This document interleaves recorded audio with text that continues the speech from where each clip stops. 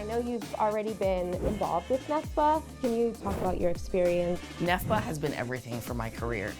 We would not have a business now if it wasn't for NEFBA.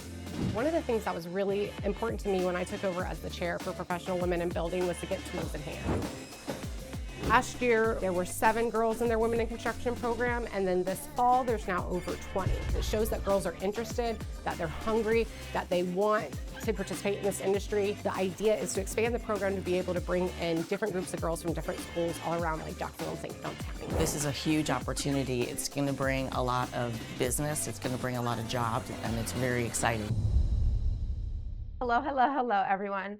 In case you don't know, my name is Anastasia, and I am the proud founder of Pretty Girls Walk. But at the same time, I actually work in the construction land development industry as the manager of learning and development. So still a teacher always.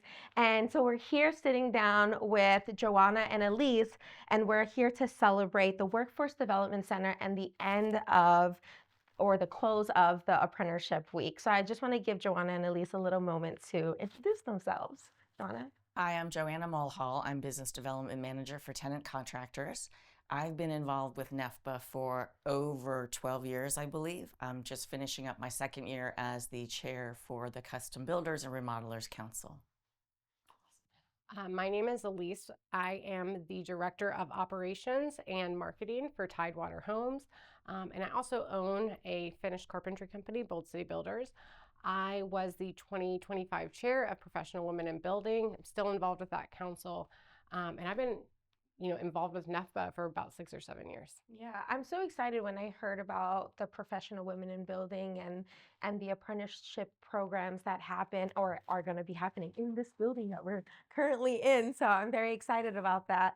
But I think I remember when I was young, I don't think women were really encouraged to join the construction industry, and now we have opportunities like the high school program that you guys have going on. Can you talk a little bit about that? Yeah, so one of the things, as someone who worked as a professional finished carpenter for like 7 years, one of the things that was really important to me when I took over as the chair for professional women in building was to get tools in hands, because I didn't start doing carpentry until I was like 30. It was something that my husband wanted to start a company, and I was like, oh, okay, I'll just help you until we can afford to hire somebody. I'm sure it's fine, it's easy. And I ended up really falling in love with carpentry, with the industry. And it's just something that had I not randomly, life hadn't worked out that way for me, then I would have never done it. And so I really wanted to make sure, not necessarily that all high school girls or whatever become carpenters, but more get experience with tools, realize it's something that they can do. It's something that they might have fun doing.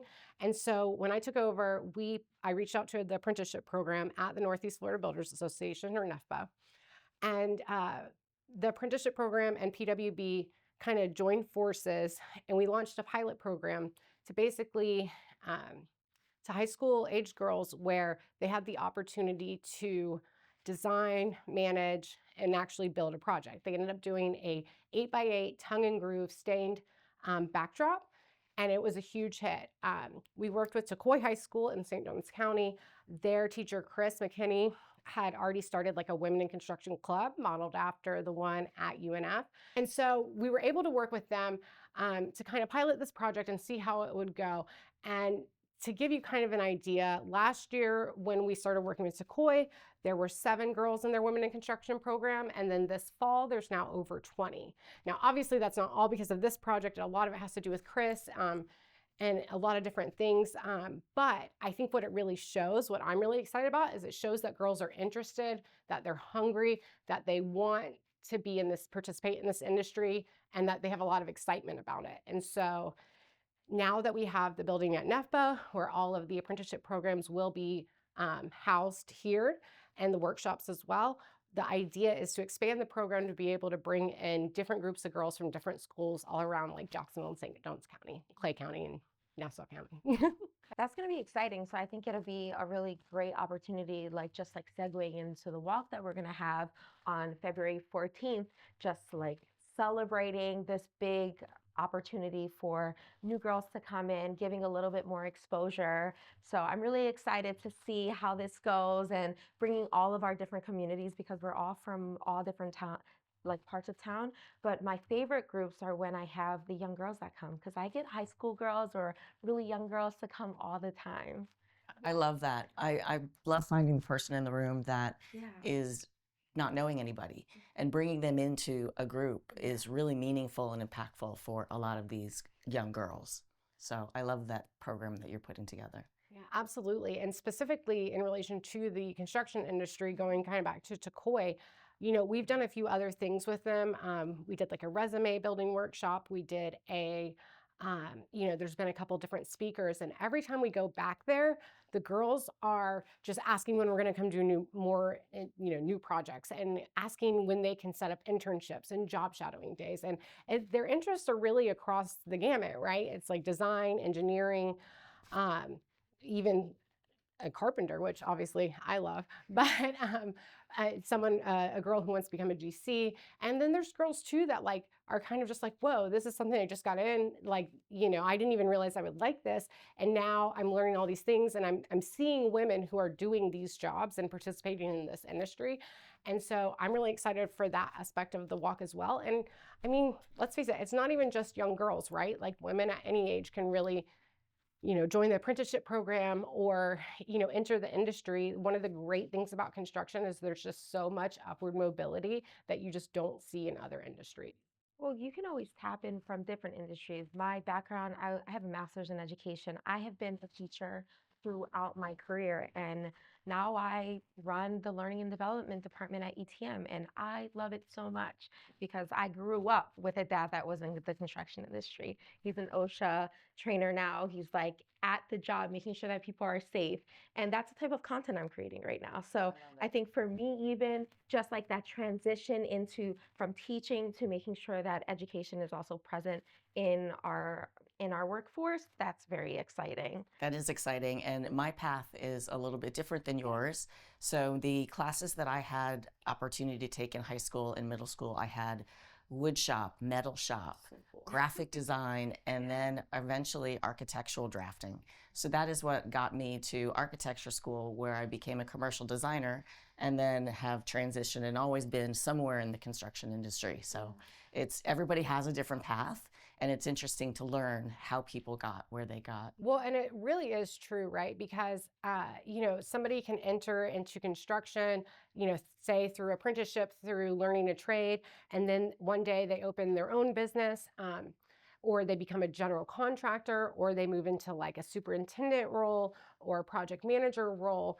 I specifically know a woman project manager who she started out as an admin or like a bookkeeper for a general contractor, and they just thought she was a great worker and smart, and obviously she was, and she moved into a project management role. And personally on the carpentry side, I would say like she was one of the best project managers that we worked with. And so there really are so many different avenues that you can take and kind of expand across the industry. Obviously, I started out as a carpenter and owned a business, and now I'm working as director of operations and marketing. So there's really just so many different paths, which is why it's such a great and exciting opportunity, especially for women.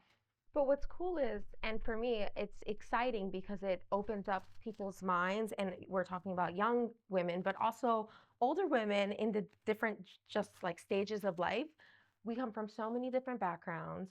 You have a very different background than mine, and we're all able to like transition into the industry. And it gives women and whomever the opportunity to kind of think out of the box and think how their skill set and their experience is transferable into our industry. Absolutely. I have a question. So I know you've already been quite like involved with NEFBA. Can you talk about a little bit about your experience? NEFBA has been everything for my career. It really has. I've made amazing connections. I've made amazing friendships along the way, and it's just been a great journey. I think what they do for the community is amazing. We build handicap ramps through Builders Care.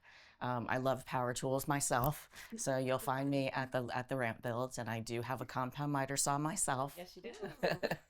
So I think that if there was an apprenticeship program around when I was in high school, I definitely would have done it.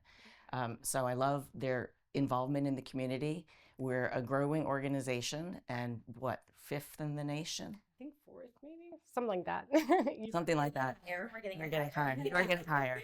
Yeah, but I'm also happy to say that the Custom Builders and Remodelers Council is a finalist for a national award. So is PWB. Isn't that exciting? Yeah, That's it is so good. exciting. That's so good. So Yeah. that's going to be announced in February. Oh my So gosh. it's really amazing what the people, everybody that's involved in the boards, everybody seems to be very participation.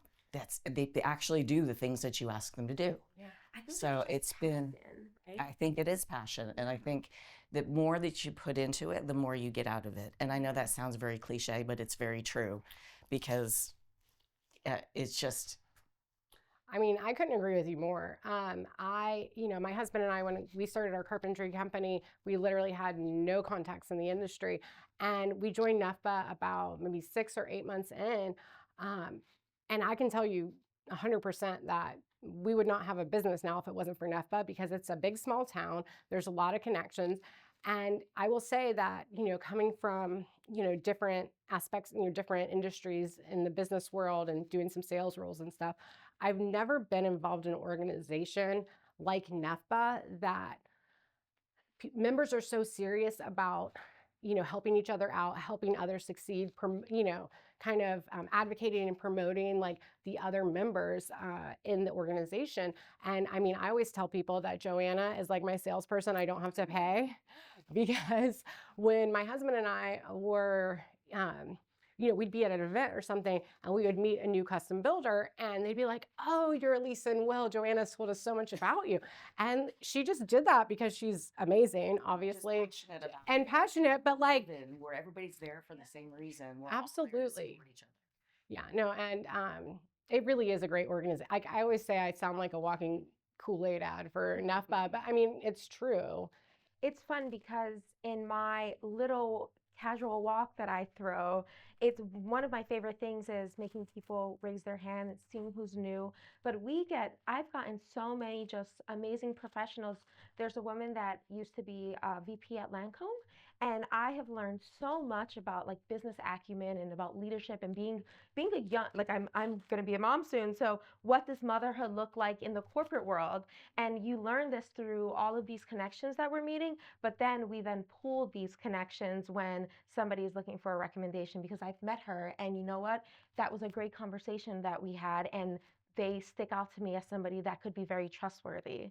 I think segueing just a little bit, this is the Workforce Development Center. What do you guys think this means for the JAX community at large? Oh, this is a huge opportunity. It's going to bring a lot of business. It's going to bring a lot of jobs. It's going to bring a lot of opportunity for a lot of young people. And it's very exciting because we do have shortages in the trades. And that old craftsmanship grandpa, he's going to be retiring soon. And there aren't the young kids that are really as passionate about it. So this is going to really promote that. Absolutely. It's going to expand really the offerings that, or I should say the number of people that we're able to serve through the apprenticeship program, but also just the number of other ways that we're able to serve the community. So I think it's going to be, in the industry, obviously. So I think it's going to be really great. Yeah, and we're talking about different opportunity. I don't think that we all need to finish high school and then go to college. What are the other avenues for other people that are not going to be so interested in college, maybe financially not so capable of going through the university? I mean, I'm still paying off my student loans, Right. so I think it's another opportunity. I know my dad is a great example where he was part of the Carpenters Union of Philadelphia, and that's where he got his start, and he's made a great living through and provided a great childhood for me. So it's another opportunity for the youth to. Right. Absolutely. Well, and the thing is, too, is that through NEFBA's apprenticeship program, there's no cost to the student. They are essentially kind of like sponsored through an employer. They work with that employer throughout the program. I don't know exactly how many years it is, but throughout the whole time that they're in the program. So they work with them, most of the days of the week, and then later in like that later afternoon or early evening, they have like their apprenticeship classes here. But they're able to work the whole time that they're in school. They don't have to pay anything to be in school. And when they get out, they have a job. So, I mean, and a lot of those jobs, the starting salaries are higher than a lot of entry-level positions that you get out of college. And so it really is a great opportunity. Oh my gosh, it's really exciting. I'm so excited for this, and just even walking through the building, I could see the vision. Huge. It's huge. It's There are so so many big. classrooms. Yeah. Yeah. Did you see the size of the auditorium? No, no, No. I haven't seen that yet. It's really big. The space that we have right now at NEFBA is standing room only during our general board meetings. So this will be triple the size, it feels like. Yeah. So I'm really excited about.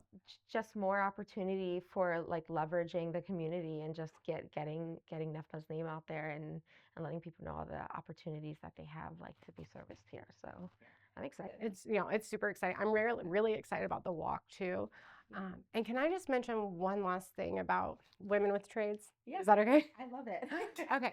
So one thing that I discovered when I kind of was thrown into this, or threw myself, I should say, into being a tradeswoman, is it was so much fun, but there was also just so much problem solving. There was so much creativity that was involved. So much math that I would have paid much more attention to in school, specifically geometry.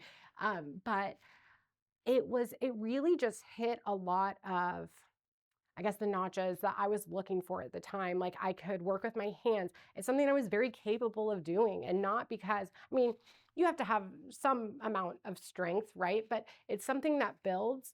And at the end of the day, like, when any naysayers are like, well, women will never pick up as, can't lift as much as men, I like to tell them that's okay. We had to install a 500-pound front door one time, and my husband couldn't lift that either by himself. So it worked just fine for us. There are lots of tradeswomen out there doing it. So if you have any type of hesitation around, like, you don't think, that you're strong enough, or you don't have any experience with it, or you, aren't sure exactly what's entailed, just understand that A, you're capable. B, there are people that want to teach you, that want to nurture this next generation. And finally, there's a lot of cool parts of it that you may not have thought about. Which is a great opportunity to ask a bunch of questions and pick people's brains when you're going for a 1-hour walk with a bunch of people on February 14th at 9 o'clock in Neptune Beach. I'm so excited. I'm so excited too. It's going to be a great time. I always say that I always meet the nicest people. This one is going to be especially great because we're celebrating the opening of the Workforce Development Center with NEFBA, and it's going to be a great opportunity for anybody young and old. Bring your husbands, bring your sons, everyone's invited. And so I just want to make sure that everybody knows on February 14th, we are having a walk in collaboration with NEFBA to celebrate the opening of the Workforce Development Center. This is a great opportunity to figure out if joining an apprenticeship program is something that you would want to do, and just ask questions and just support a local organization in Jacksonville that's really helping the industry grow and supporting the youth in their future, right? So we're really excited, and I want to just thank both of you, Joanna and Elise, for coming here and talking to me, and I'm so excited to get more involved. Oh yeah, no, I mean, I told you and Sarah when we first met, I was like, okay, well, obviously y'all are going to be in PWB, and we're going to get you involved with the high school programs that we're working on. And yeah, so I'm so excited to meet y'all, so excited for y'all to get more involved.